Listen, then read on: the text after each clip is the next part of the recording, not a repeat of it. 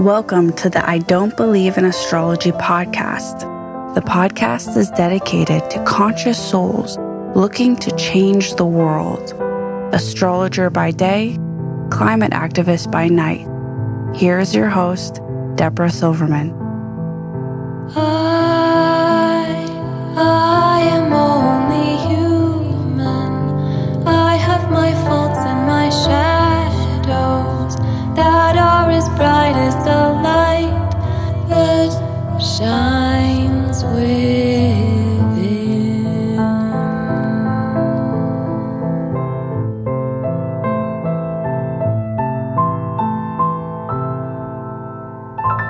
This is called the I Don't Believe in Astrology podcast by Debra Silverman. I'm sitting next to a writer, Laura Lentz. She's going to give you a little bit of her bio. All I can say is I've been inspired so that literally when I finished her book, which I woke up at 4:00 in the morning to be up before work started so I could finish it because I was like licking the pages. It was so weird. And then I wrote her and I was like, oh, can you be my new best friend? Can I write? And then she was like, okay, I'll give you a podcast. So lucky us that we're here. I just want to encourage you before we're done, you'll get the information of the book. Here it comes. Let's give a little visual. Oh, here it is. Freeing the turkeys. That was the part, it's backwards. Freeing the turkeys, but you're going to hear much more about that. But let's start by just a little bit of your bio. So give us a little backdrop. So my background is in marketing, believe it or not, marketing communications. Pretend like there's someone sitting right in front. Yeah. And I had this marketing company and I got cancer. And then I was like, oh, I think I always wanted to be a writer. I better do that before I die. And so, and then I also found my joy again, because it's really easy to lose our joy in life, because When did you get diagnosed? I've had it a few times, but let's see, my daughter was 11 or 12, and she's 25 now. I'm terrible with time. So I love that she told us that. She's terrible with time. Terrible with time. I don't know if that's in my chart. I mean, I know it in my, the construct that we have of time, I'm terrible with. Well, you've got a little bit of a mystic in this chart. You described that in your book where you get downloads and information comes through. So let's start with, you were the writer was to the left. You weren't really doing it actively. Well, I was writing proposals that brought $1 million contracts, but that's not really writing, everybody. All of you are writing great proposals. No. And then you got sick and then life said, excuse me. Yeah, I went and saw Broadway shows. Took my friends, went to Puerto Rico, went all over and found my joy again. Went to places like the Sex Museum in New York. Have you ever been? It's what you get to see manatees masturbating. And just found funny again and laughed again. In fact, I stood in line with Carrie Fisher, didn't know it was Carrie Fisher because I'm a moron when I meet famous people. I don't know who they are. And we laughed. Our mothers were the same. She's like, my mother was an actress. Your mother was an actress. Reading the story. Yeah. And her daughter was your daughter's Yeah. Age? So we did the Whitney Museum together, the 60s retrospective. And she invited me to lunch the next day. And I'm like, I can't go. I have cancer. I have cancer meetings. So, but I should have gone. This is my point, everybody. Follow your joy. Okay, there's a first moment. So here we are on the podcast. Follow your joy, which means, you want to translate that? Yeah. So the things that you love, the things that make you happy. Like if you're in a really bad marriage, get out. Like things like that. Just go. Because if you're not having joy in your life, then the universe is going to knock on your door and invite you to have joy. And if the universe knocks on your door and you don't answer it, it will kick your door down. Bingo. And if you ignore it, it will burn your house down and all your things in it. And if you keep ignoring it, it'll probably take your life. Okay, there you go. Now I'm going to then you get to start over. Chart so you can see. This is going to be surprising for our audience because what you're describing right now is when you were born, Jupiter, the planet of luck, was right opposite your sun. So this is Astrology 101. There's your sun sign in Cancer. And literally the day you were born, Jupiter, the planet in Aquarius, the Zany Zulu planet, the Zany Zulu sign that can't follow, doesn't want to do what everyone else is doing, thinks futuristically, gets downloads immediately. She's got a very strong Jupiter opposite her sun saying, we're going to have fun or I'm going home. I am like that. Yes. Okay, then the other planet you have Or I'll make the fun. Here's the other interesting part. But then you have Saturn opposite your sun. You were saying that someone told you Saturn was a good friend of yours. Saturn's the upside down question mark. It looks like that. And Jupiter is a number 4 because it's 4 times bigger. It's actually 100 times bigger than Earth. So you've got 2 planets opposite your sun. One says, party. And the other says, are you serious? We have work to do. Oh, yeah. So it's like a pull and a push. Yeah, it's like bipolar. It's a little yeah. I know. It's just I work very hard. Like I sleep with 20 books every night, and because I teach writing, and so I sleep with books, and I sleep with you know, my own essays that are in progress. So this is a writer who's obsessed with her writing. That's what I want you to hear. Now, here's the interesting part. This is going to shock you. You are a double Virgo. So the moon was in Virgo at 29 degrees, the very last degree, and your rising sign, which we call the ascendant, is Virgo. And then she was just saying, tell that story about what a mess. Okay, you are. so if you Virgo's neat, let's start there. But if you saw my bedroom, you would think I was 13.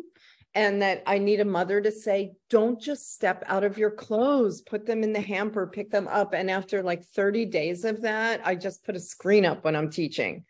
And, but sometimes I show my students, I'm like, it's okay to be a fucking mess. Oh, okay, sorry. no, that's so perfect. Like, this is so perfect. It's okay to be a mess. Announcement, double Virgo does not mean neat. However, you know what it means? Unbelievable work ethic. Oh, I do have a good work ethic. That you will not do anything till it's done. And I've read your book, like the details and the periods and the commas and making sure the rhythm is intact. That's your gift. Oh, thank you, Debra. And isn't that true that you follow the rhythm of your writing? Yeah, writing is a rhythm. So when I teach writing, I teach it through poetry. And if you don't love poetry, you'll love it when you're finished working with me, because poetic form is how... First, story will save the world. So start writing your story right now, even if you're not a writer. And secondly, you know, story will save the world. Do you really believe that? I do. We don't understand each other because we aren't receiving each other's stories. So, for example, I have a friend going through a bad time with a roommate who is smoking crack or meth or whatever. And she's changed her personality. And I said to him, let's look at it this way. Let's have compassion. She's in a mental illness. And he's like, I can't have compassion. I just need her out of my house. But I grew up with a mother with mental illness. So if I told him that story, and a story of me being 7 and being in my room and my mother coming in and asking me to be her mother, he'll have compassion from my viewpoint, and he'll start to have more compassion. Without the story, we're just screaming rhetoric at each other, that's so beautiful. Which is what we've been doing for 4 years now or 6 years in America, just rhetoric. Just like, I don't get the vaccine. I do get the vaccine. I'm a Democrat. I'm a liberal. It's like, shut up, everybody. Give me your story. Because if you give me your story, I will understand you. And then I will love you, even if you're different from me. You know what Elie Wiesel said? You know why God created us? Because she loves stories. Yeah. Now think about that. The function of being human is to elaborate this experience by being able to turn to your friend and say, can I just share with you what just happened? So here's the point of this whole podcast. Everyone has podcasts now. It's just crazy. And we're all listening. But the question you have to ask, I'm coming back to Jupiter, to your Jupiter, is where's the joy? And how disciplined, double Virgo with Saturn opposite your sun, are you to learn the lessons? And what I got from your book was everything had a lesson. Everything has a lesson. So I turn my essays. They're all about me. And then they're all about me, my essays. And then I turn them and I hold them out to you. Okay, can I just get my favorite one that I've read? So when I was reading this, I sat at this table at dinner. My family was here, and I was like, "Can I just read?" I kept reading the stories. Jesus, yeah, Jesus shows up in my essays sometimes, but not in the way you would think. Okay, can you tell that story about Jesus? So Jesus was a man on the North Shore of Kauai, and he was breaking into homes and making sandwiches, and then leaving the home and leaving the mayonnaise out and crumbs everywhere, and using a computer. Using people's computers, swam in my pool. So, there was this APB out for Jesus, and the cops were like, has anyone seen Jesus? Meanwhile, Jesus was just hungry. And then one day, it's like, would we feed Jesus? That's the question. That was the question. That was the point. And the answer is no, we would not. So We wouldn't, because we would say you don't have the right to my food. you don't have the right to my property. So I found him doing cartwheels on my front lawn one day, and I was pretty sure it was Jesus because he was really dirty and caked with red, and he smelled. And you know, it was a really sweet exchange, and I had to decide whether to leave because I never locked my house. I left, and he made a sandwich, and he swam in my pool, and I came home and I cleaned up after him. And the moral of the story, though, in the chapter, why do I remember this, was please be compassionate and feed Jesus. Yeah, we have to be compassionate for each other. We have to Cancer, Sun in Cancer, double Virgo. Her whole quest this life. By the way, you know who else was double Virgo? Mother Teresa. Oh God, I could not. Well, you know what I liked about her? I liked that she would take money from the rapists and the crazies Oh, yeah, anyone who was killing, she would take their money because they would give her money to assuage their guilt. I never knew. And she accepted that. And I admired that about her. I admire you. Okay, so she needed money. The story is she makes a lesson. This is very Jupiter and Saturn opposite her sun. Everything in her book, every single chapter, I kept going, how does she do this? Because it's so well written, as you can see. There's so much life in it. And then at the bottom note, it was like, feed Jesus. Okay, well, so that's a good thought. If there's someone that's bugging you, or there's someone that you think is bad, if you had the compassionate voice on, would you consider feeding that person? Yeah, and the judge let Jesus go. Oh, yeah. And then they had to arrest him again because he kept. How did that happen? The first judge didn't get it? I don't know. Maybe he thought, oh God, I can't lock Jesus up. Well, does he call himself Jesus? That's his name. That's his name in his birth So that was one of the stories that completely blew my mind. I'm just giving you some hints. I'm waiting for you to jump with another story, but I'm going to tell you a story that the way that the story of life goes when you're inside of a podcast is you stop and you apply it to yourself and you ask yourself some deep questions. So I'm going to ask, as you all know, I didn't tell her she wanted me to tell her, but I didn't. I'm going to give you one of our questions. This is one of my favorite ones. If you could change one thing about human nature, and this is the question you'd fill in. If you were talking, finish the sentence. I wish people would listen. Learn how to listen, because it's a skill. Thich Nhat Hanh has a book, How to Listen. He also has a book, How to Fight, which is also a very good book. Because it's okay to get angry, and it's okay to have differing opinions. It's okay, it's okay to be in an argument. I recently said Bach inventions are. What's Bach? Bach is the composer. Oh, Bach. Bach, B-A-C-H. He wrote inventions to teach his students how to play, and it's two opposing melodies happening. And that's what we're in right now. We're like in this Bach invention. But if you listen to the left hand, and if you listen to the right hand, you'll understand what Bach was doing. He was actually training his students to listen deeper. So we have to listen to each other. I have tattooed on my arm. The words listen and silent have the same letters. Oh, really? So I never knew that. Listen, you have to stop thinking. And in order to stop thinking, you have to study astrology. No. You have to turn on your observer and start noticing your own patterns so that you can allow the other person to be completely different and not spray on them everything you think. So listen in silence. And not change their opinion. Exactly. Not go in it with the concept of I'm going to change the way they think.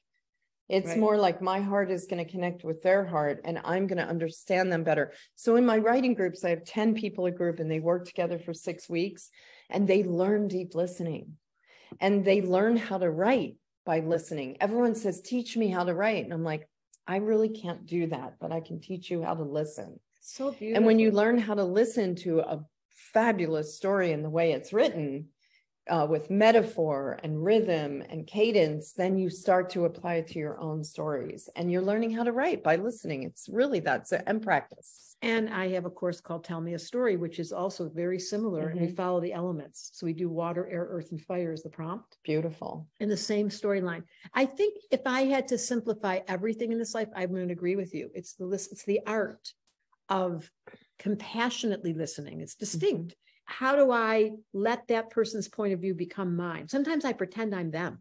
That's what I do as an astrologer. I literally go, like, I'm thinking I'm a Cancer with double Virgo.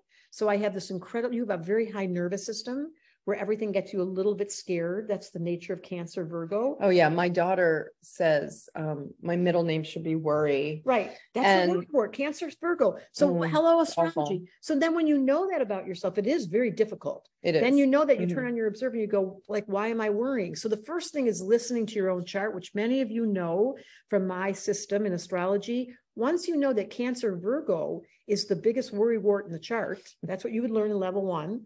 Then you start to realize, why am I worrying? Like it's an impulse. It's an instinctual impulse that you don't have free will over until the observer's on. We call it the observer. And that's what writing is for, is you read what you read out loud when you journal, and suddenly you hear your own voice listening. And now there's some free will. Like, why do I worry? Well, I learn more about myself writing my essays than I do laying in bed worrying. So if you are worried, write it out. And, you know, I also tell my students, if you don't like my prompt and it pisses you off, write about how mad you are at me. Exactly. Because you'll tunnel through that and go somewhere else with your story. Always, every time. Okay, here's my next funny question we asked in the podcast. If you weren't talking about writing and your books, what would you, if let's say you had a totally different career that was your secret fascination, what would it be? Photography. Interesting. Because you can capture a story through pictures also.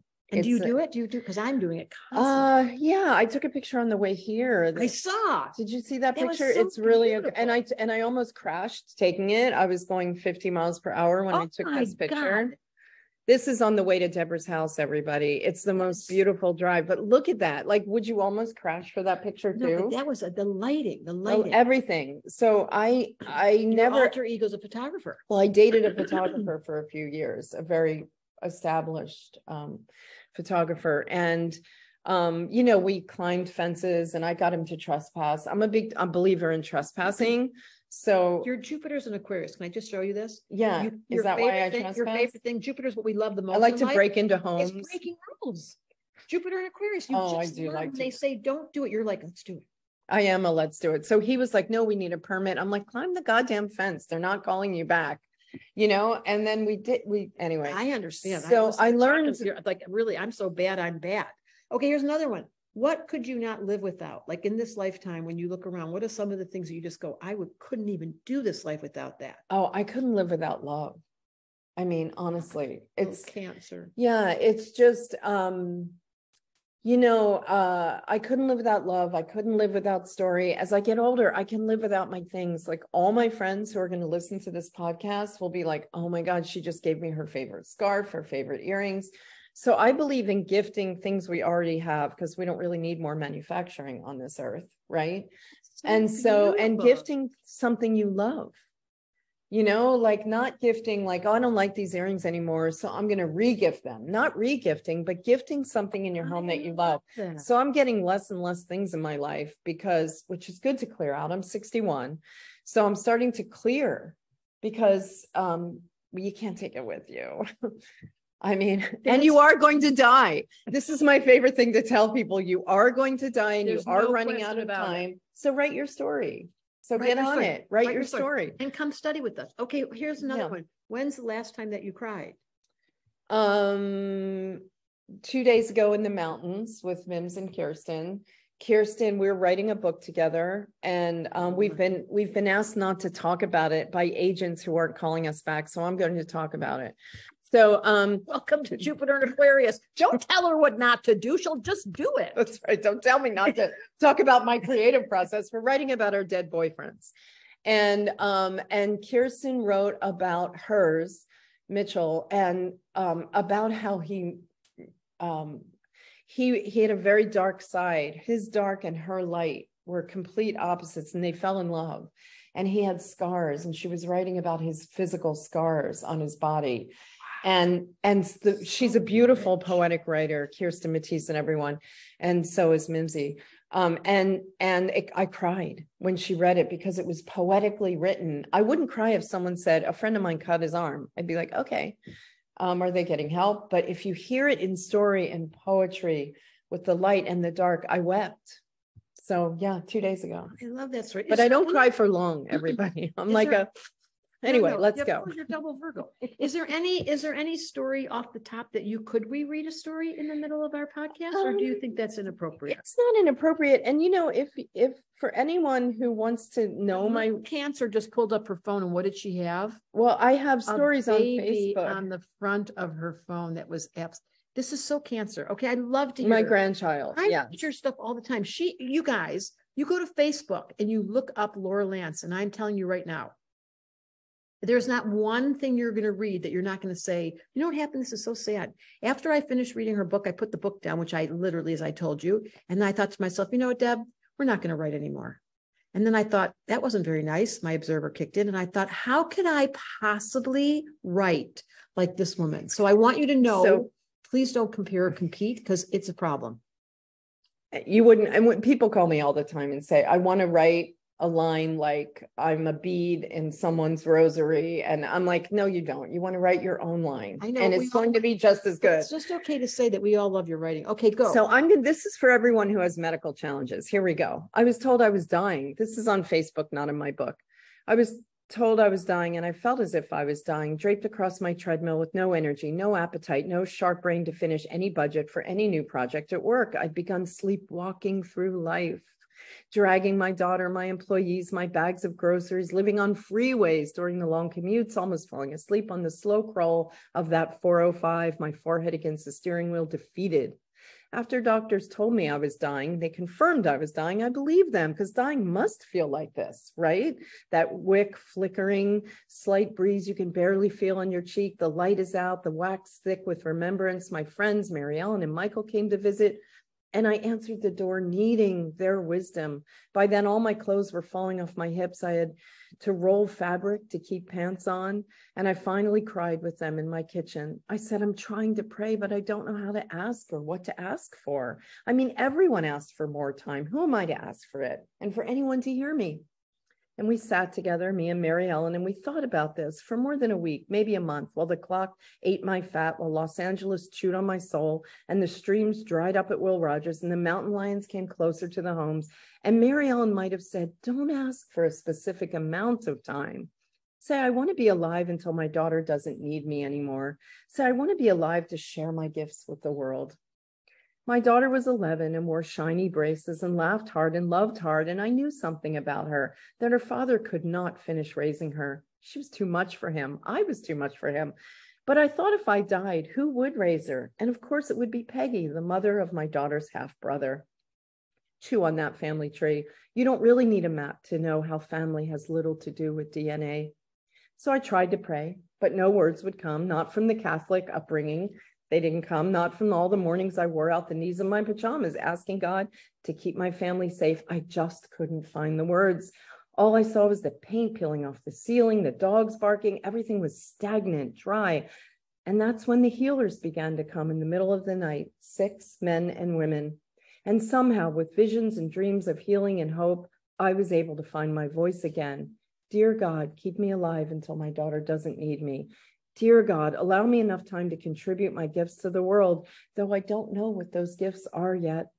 But even this ask felt hollow, because I knew what I had to do is the hardest work I would ever do in my life. I had to ask the most important question, and that question became my daily prayer. How shall I live knowing I'm going to die? That question is my prayer today, 18 years later. I began traveling, took my daughter out of school, saw Broadway shows, laughed with friends. The air stopped being stagnant. We saw jazz at 2 a.m. Cherry blossoms rained on us in Central Park. We mapped Puerto Rico from the window of an airplane as we prepared to land. I laughed so hard I forgot all about the prayer, and I didn't die. I did learn that the questions of love and faith and grace and love become a prayer, that a prayer lives inside the curve of a question mark. Mark Nepo said, but soon he learned this is the purpose of all gifts, to carry our grief, our joy, our humanness, our confusion, and wonder in all that is unknown. This morning, my friends, I stand in this beautiful mystery beside you. May my prayers and your prayers forever intersect. Cry. I cut it a little, it's long. But, I do believe. Just slow down just a minute, little Cancer. That was very moving. This is double Virgo, moves so fast. The quality of your respect for life and death and how death has stalked you. It stalks us all. But you particularly stand face to face with it. We all know it's there, but you've had encounters close up. She tangos with me. Death. And so this is the nature of Cancer. If we had to distill the essence of the name of the sign you are after a disease, Cancer lives with a fear. Virgo scares themselves. There are those of you out there who live with scaring yourselves with thoughts that if they don't get shared in a story or they don't get articulated, they harbor, and then they grow moss around them. And then suddenly they feel like I'm scared all the time and I'm living with a low grade wondering. So my invitation to all of you is, in the name of this incredible storyteller and that beautiful story you just said, how do we pray? Like the first thing we've learned today is joy. The first thing you gave us in this podcast is follow your joy. Whatever it is. And that you had to use Cancer to wake you up. I always say illness is your gift, even if people are like, fuck you. And when people said that to me, I was like, fuck you. It is not my gift, but it is. Because it's what you do to scare yourself. Some people scare themselves. I am so different than you. You don't scare yourself? I don't scare myself. I should call you when I'm scared. But exactly, it's why they call me. But I can speed dial 2 a.m. When you're a double Virgo Cancer, they worry. The first instinct is to scare, and then the body complies and takes on the symptom, and then you fight and rally and say, no, I will not. I'm going to pray. So that was all this interview today is an invitation. If you can't find your joy, if you're a worrywart, if you don't know how to take illness as the gift it is, which is to say, change. You know what Cancer and astrology is? It's that when as soon as you hear that word, everybody goes, oh, it is the wake up call that says, I got to change my diet. I got to change my style. I got to change my husband. Something has to change. I have to find my joy. Bingo. I have to kick my kid out. It's a slap. So I have one more piece of advice for everyone. See this? This is my telephone. Leave your phone home. What do you mean? Okay. I think technology is one of the things that's killing us. So I had a dead friend try to send me a message and he couldn't get through because of my phone. So he broke it. And I was like, what the fuck, my phone's work. So I was messaging on my computer. Then he broke my computer. So I had all my shit driving into La Hui, because here, you know, you have to drive and then it's days to fix things. And he showed up in my car. I don't see dead people often, P.S. And he had died 8 years before and I hadn't seen him in 35 years. So why me? And he's sitting in my car and I said, my phone's broke. He said, I need you to call my widow. I said, okay, but my phone's broken. And he said, I had to break it so you could hear me. So what we've cut off with technology is our intuition and our knowing. Wow, that's because we're on it all the time. Remember when we were in our 20s, do you remember that or whatever, teens, I don't know how old everybody is, but when I was in my 20s, I would go to a restaurant in Philadelphia on South Street, and I'd be like, I'd love to see Cherry tonight. And she'd walk in the door. You would manifest shit all the time because you didn't have this to text. Do you want to come, Cherry? I'm at blah, blah, blah. So people would show up. There was spontaneity. Someone would come in and say, everybody's seeing George Thorogood in The Destroyers. You want to go down there 4 blocks away? This is my theory about and there isn't travel. That movement anymore. In the olden days, we would travel, and the spontaneity and the synchronicity that you would be completely shocked because you'd end up in the right place at the right time. Why? Because what you're describing is you left your left brain, better known as technology, to the left. And this is a Cancer who had a dead friend come in the car and give her a directive. So I say, if you want to know the answers, like if you're asking all these questions, even for yourself, for your health, for everything, turn your phone off and drop the computer. And not right now. Not right now till our podcast is over. And then and also like go on long walks, even if it's painful to walk. You're singing my song. So you have to move your energy. Right. So we tend to sit. Like I gained like so much weight, right, editing my book. Someone said, how do I finish a book? I said, gain 20 pounds. Get a fat ass and your book will be Jupiter live time. Okay. This was our podcast to say, I love your style. The Jupiter in Aquarius opposite her sun, break the rules, feel free. Saturn opposite her sun, stay the course, sit at the table, finish editing it. Double Virgo, worrywart, we're going to change that right now. permission to call someone who's steady, who will give you comfort. When you are the worrywarts in the world, you've got to have a friend next to you who goes, I'm not worried. And as soon as you get the storyline adjusted and the narration changed because your observer's on, the magic begins. I love that. Thank you for teaching me that today. I'm so glad. So I'll be calling you at 2 a.m. I really like it. And you smell really good. Okay. So this is our podcast. 11:11. I have it too. I love that perfume. Everybody, 11:11. The craziest thing, I was on a reading. I hardly ever do them. It was in the middle of the reading. She said, it's 11:11. And I said, oh, that's so funny. I wear that stuff. And then she said, I manufacture it. No. I was like, excuse me. I want to meet the like, person who made this perfume. That's so good. It's delicious. Funny, we both wear the same thing. Okay. Sending you all love. Aloha.